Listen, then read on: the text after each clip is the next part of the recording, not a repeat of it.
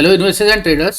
Today video we are going to look at the quarterly update given by HDFC Bank Limited. HDFC Bank has sent a communication to BSE and National Stock Exchange. This is part of their disclosure requirement कि उनको quarterly update देना पड़ता है.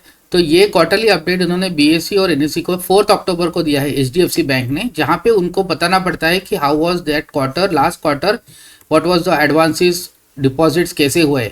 So let us look at HDFC Bank's quarterly performance, but this is not a full-fledged financial results. This is only an intimation as per the SEBI rules that HDFC Bank has to give to the exchanges. अभी ये HDFC Bank में last quarter में कैसे हुआ है?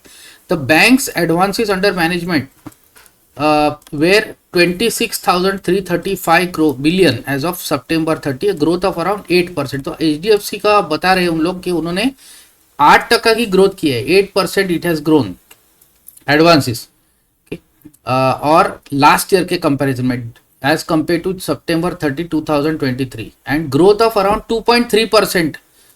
Okay, as of 30 June 2024. तो retail loan grew by around 338 billion, commercial rural banking loans grew by around 380 billion, corporate wholesale were lower by 130. तो इसमें ग्रॉस एडवांसेस जो है वो अराउंड 8% इंक्रीज हुआ है. तो 8% से ग्रोथ हुई है as compared to Y growth 2.3% QOQ growth. तो ये कुछ भी नहीं है. मतलब this is the HDFC bank is very it's quite struggling to grow their loan book. Advances are not as per what market is expecting, because 8% growth अगर इतना बड़ा बैंक है, उसका base also has become big, और 8% की उनकी advances loan growth हुई है. 2.3% क्वार्टर ऑन क्वार्टर बहुत कम नंबर से. So I don't know how the market will react on Monday on the HDFC's quarterly update. During the quarter, the bank securitized assigned loan of 192 billion to a strategic initiative. Okay, that is one. अच्छा, deposit देखते हैं. Bank में problem क्या हो रहा है कि deposit कम आ रहे हैं और एडवांसेस बढ़ रहे. तो एडवांसेस मतलब लोन लेने की, मतलब for loan people are queueing up the banks, लेकिन डिपॉझिट्सला काही हेच नाही आहे. म्हणजे कोणी डिपॉझिट ठेवतायत लोक, पण they are withdrawing the deposit. अरे यार कुछ अभी हुंडई का IPO आया, चलो FD ब्रेक करो, या तो कासा में से पैसा दे दो और झिरोदा या HDFC सिक्युरिटीज उसमें डालो. और IPOs के लिए IPO मध्ये टाकायची एकदम लोकांना एकदम इतका चस्का लागलाय की they want to put every money into IPOs. Okay, because IPO में पैसा डबल हो रहा है. अभी देखो कि बजाज हाउसिंग फाइनेंस का जो IPO आया था, 70 रुपयाला IPO होता, 150 को लिस्ट हुआ और 185 तक चला गया. अभी अगर आपको एक हफ्ते में डबल हो रहा है पैसा, तो कौन बैंक में FD रखेगा? तो यही पॉइंट है, और वो भी जीरो रिस्क पे. अगर IPO में आपका पैसा, अगर in case if you get allotment, अगर आपको अलॉटमेंट मिलता है IPO में, तो आपका तो लॉटरी लग गया, ऐसा हो गया. तो FD में कौन रखेगा पैसा 6%, 7-8% पे? तो यही प्रॉब्लम हुआ है बैंक्स का. तो बैंक्स में डिपॉजिट ग्रोथ नहीं हो रहा है. अभी HDFC बैंक का देखते हैं क्या हुआ है. The banks deposits were 25,000 billion as of September 30, a growth of around 15%. Okay, YOY growth. तो लास्ट ईयर 21,729 बिलियन था, अभी 25,000 हो गया. तो डिपॉजिट्स पे थोड़ा बहुत 15% का ग्रोथ हुआ है. ओके, तो ये थोड़ा पॉजिटिव एस्पेक्ट है. Growth of around 5.1% over 23,791 billion as of 30 June. तो इसमें कैसा है कि क्वार्टर ऑन क्वार्टर में 5% की डिपॉजिट ग्रोथ हुई है HDFC बैंक में, और 15% का YOY ग्रोथ हुआ है. तो डिपॉजिट तो आ रहे हैं HDFC के पास, ये तो दिख रहा है यहाँ पे उनके क्वार्टरली अपडेट से. 25,000 बिलियन का जो डिपॉजिट ग्रोथ हुआ है ये पॉजिटिव है. This is a good positive factor for HDFC. CASA deposits 8,835 billion of 30th of September, growth of 8%. मतलब YOY ग्रोथ कासा में 8% की ग्रोथ हुई है और 2.3% QOQ ग्रोथ हुई है कासा में, कासा डिपॉजिट्स में.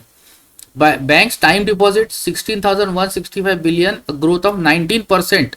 ये भी अच्छा हुआ है. अगर आप देखोगे तो टाइम डिपॉजिट, मतलब ये फिक्स डिपॉजिट जो होते हैं, ये 19% ग्रो हुए हैं as compared to last year. तो ये this is a positive good point, positive thing for HDFC bank. 19.3% time deposit बढ़े, बिकॉज टाइम डिपॉजिट में ऐसे होता है कि इनका fix deposit or stable deposit CASA से कंपैरिजन में, कासा का कभी भी जा सकता है. बिकॉज अगर कोई कासा डिपॉजिट्स में आता है पैसा बैंक के पास, तो अगर कोई IPO आ गया, NSE का IPO आया, हुंडई का IPO आया, तो people will remove that money and put it in IPO, तो ये पैसा चला गया, तो they can not lend this money. अगर कासा में अगर आपका पैसा आ रहा है तो बैंक अगर लॉन्ग टर्म में लोन नहीं दे सकते, कासा जो डिपॉजिट आता है, लेकिन टाइम डिपॉजिट जो आता है, एक फिक्स डिपॉजिट, जैसे 3 साल 5 साल का अगर एफडी हुआ है बैंक में, तो वो पैसा आपको पता है कि 5 साल तक बैंक में रहने वाला है। तो एचडीएफसी बैंक क्या सोचेगा, 5 साल का एफडी है तो वो लोन दे सकता है, ओके, बिकॉज उनको पता है कि ये पैसा विड्रॉ नहीं होगा। तो ये 19% के टाइम डिपॉजिट ग्रो हुआ है, तो ये this is a good thing for HDFC bank, अच्छा है।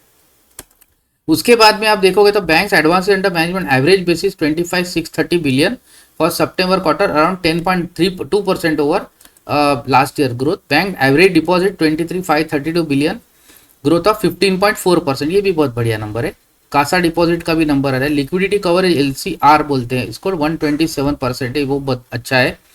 तो ये देखोगे तो की फिगर्स आप देखोगे तो advances under management period and average आप देखोगे तो सितंबर में QOQ आप देखोगे तो एडवांसेस जो हुए लोन, मतलब जहाँ पे लोन दिया है उन्होंने बैंक ने लोगों को, 2.3% क्वार्टर ऑन क्वार्टर बढ़े और 8% YOY बढ़े, ओके। तो ये एडवांसेस थोड़े कम बढ़े, बट डिपॉजिट ग्रोथ अच्छा है। देखो डिपॉजिट में 15% का ग्रोथ है, ओके। कासा में 8% है और 19% टाइम डिपॉजिट में, बहुत बढ़िया नंबर है ये, ओके। कासा में अगर आपका 8% ग्रोथ हुआ है, कासा इज जस्ट लाइक, अभी का इज ऑलमोस्ट फ्री, बिकॉज उसमें कोई इंटरेस्ट आपको देना नहीं है।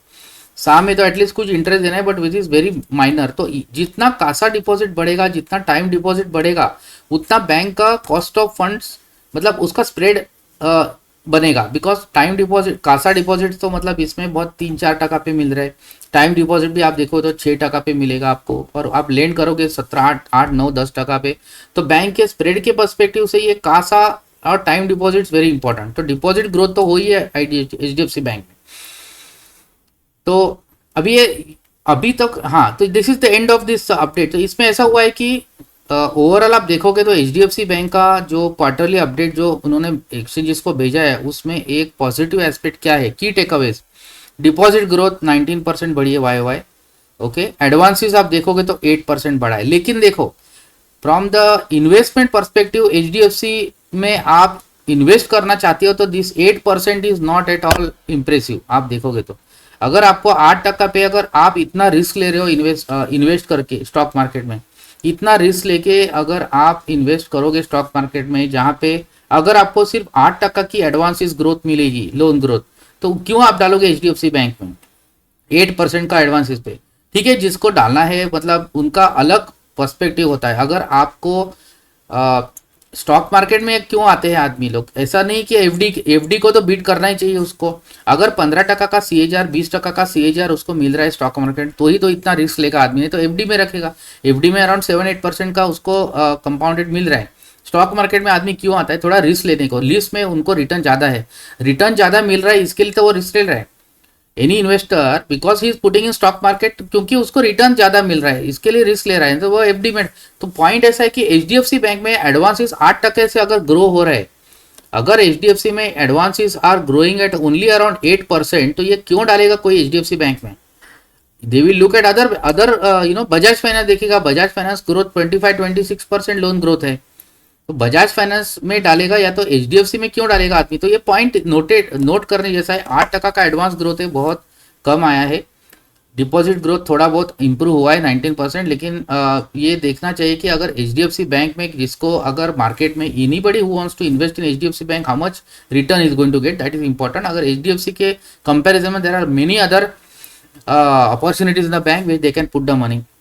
Anyway, this was all about HDFC's quarterly update given to the stock exchanges. अगर full quarterly result जब आएगा तब then we'll come to know कि exact HDFC का क्या performance है.